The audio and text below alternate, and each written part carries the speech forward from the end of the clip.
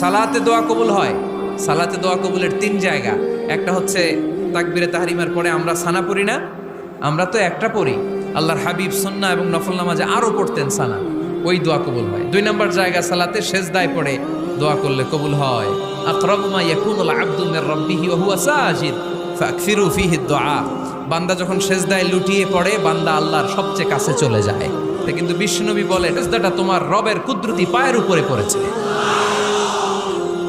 সেজদায় পড়ে দোয়া করেন। সালাম ফিরানোর আগে বিশ্বনবী দোয়া করতেন, লা ইউসাল্লিমান্না আহাদুকুম হাত্তা ইয়াতাআওয়াযা মিন আরবা'a। আল্লাহর হাবিব বললেন, 4 জিনিস থেকে পানাহানা আছে, আমার কোন উম্মত যেন সালাম না ফিরায়। তারা যেন পড়ে, আল্লাহুম্মা ইন্নী আউযু বিকা মিন আযাবিল কবর, আউযু বিকা মিন আযাবি জাহান্নাম, আউযু বিকা মিন ফিতনাতিল মাহইয়া ওয়াল মামাত, আউযু বিকা মিন ফিতনাতিল মাসিহিদ দাজ্জাল। আল্লাহ কবরের আযাব থেকে বাঁচাও, আল্লাহ জাহান্নামের আগুন থেকে বাঁচাও, আল্লাহ জীবন